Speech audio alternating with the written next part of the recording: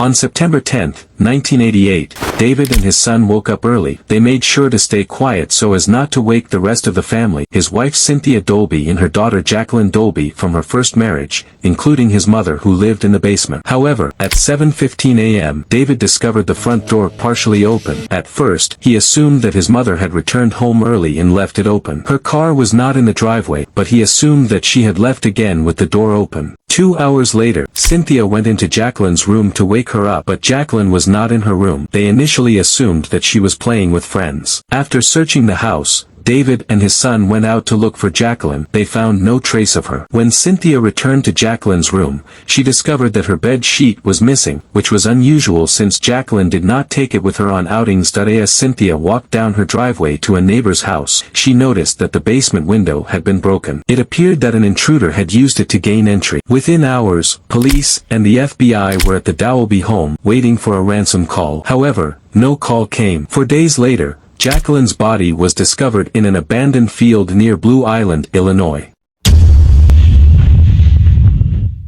Also found at the scene were Jacqueline's bed sheet and pajamas, as well as a rope that had been around Jacqueline's neck. From the beginning, the investigation into Jacqueline's disappearance was two-pronged. While pursuing the possibility of kidnapping, they began with a detailed interrogation of both Cynthia and David. Questions included what each had done on the morning of Jacqueline's disappearance. Investigators believed that the basement window had been smashed in from the inside to make it look like an intruder was responsible. There was dust on the windowsill. On September 11th, the day after Jacqueline disappeared, David agreed to take a polygraph test at FBI headquarters in Chicago. An agent told him he had passed the test. 3 days passed with no new leads. On the day Jacqueline's body was found, David was asked to take another polygraph test. The results of this test were inconclusive, with the examiner claiming that David had been uncooperative. However, David insisted that the examiner had told him to answer yes to every question, including the question, "Did you kill your daughter?" to which David said he refused to answer yes. After a second polygraph test, David was questioned for 5 hours before an officer intervened. The officer said that Jacqueline's body had been found. David believed that the officers were lying to him in order to force him to confess. However, when he returned home to find Cynthia crying, he learned that the report was true. The autopsy was unable to determine when Jacqueline had been killed. The investigation involved the Illinois State Police, Midlothian Police, and Blue Island Police. Over the course of 2 months, they gathered evidence and built a case against the Dolbys. Finally, in November 1988, David and Cynthia Dolby were arrested and charged with Jacqueline's murder. Cynthia was 2 months pregnant. The couple maintained their innocence. In April 1990, the trial of David and Cynthia Dolby for Jacqueline's murder began. The prosecution relied mainly on circumstantial evidence to build its case. One of the prosecution's witnesses, a transportation worker named Everett Mann, identified David from a series of photographs. He claimed that on the night of Jacqueline's murder, he saw a man with a prominent nose, like David's, sitting in a parked car near where Jacqueline's body was found. The defense argued that this identification was absurd. Everett was at least 75 feet away from the car and it was a dark, moonless night. Additionally, the photographs Everett was shown were front-facing photographs, although he saw the person from the side. Prior to the trial, other eyewitnesses claimed to have seen Cynthia's car near the area where Jacqueline's body was found. However, these sightings were disproven because it was determined that Cynthia's car was in front of the Dolby house at the time of the sightings. Another issue in the prosecution's case involved the basement window. A forensic analysis was performed on the window to determine whether it had been broken from the inside or outside. The report concluded that the window had indeed been broken from the outside, but by this time, the two Dolbians had already been arrested. The prosecution also questioned whether it was possible for someone to enter the house without being noticed, as there were several obstructions below the basement window including a nightstand, a towel rack, a TV tray, and a makeup tray. None of these items were disturbed. To prove that this was possible, David filmed a video showing a neighbor entering through the basement window. The neighbor was able to put his leg up on the wall and enter without disturbing anything. Other evidence presented by the prosecution included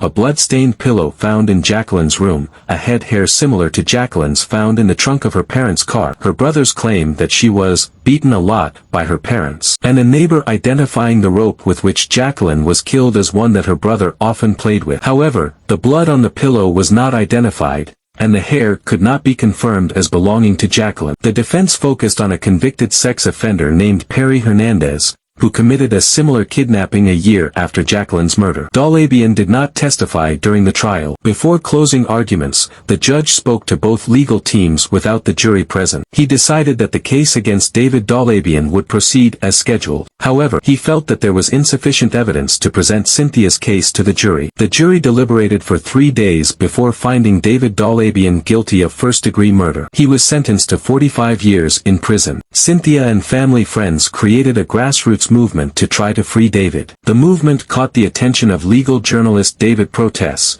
In several articles, he criticized David Dolby's conviction. Paul Hogan worked with Protests to create a series of investigative journalism reports in an attempt to free David Dolby. In October 1991, the Illinois Court of Appeals overturned David's conviction and ordered his release on the grounds that there was no more evidence against him than against his wife. However, some investigators remain convinced that David and Cynthia Dolby were responsible for Jacqueline's murder. Both parents are still searching for their daughter's true killer. Although David Dolby was initially convicted of Jacqueline's murder, other suspects were considered and ruled out because they had alibis after the broadcast. 2 viewers contacted the television station and denied the alibi given by one of the original suspects. This suspect was Timothy Gus, Jacqueline's biological uncle. Gus, who had been diagnosed with schizophrenia, claimed to have been working at a local restaurant on the night of Jacqueline's murder. However, 5 regulars at the restaurant confirmed that they had not seen Gus that night. Also, one witness to Gus's alibi later changed her story. Gus also had connections to the apartment next door where Jacqueline's body was found. Jacqueline's case was reopened by the state attorney's office. However, no charges were brought against Gus. According to journalist David Brutes, Gus later told him that a spirit living inside him had told him details about Jacqueline's murder. Gus told Brutes about the layout of the Dolby house, even though he had never been inside. He also learned that there was a light in Jacqueline's closet,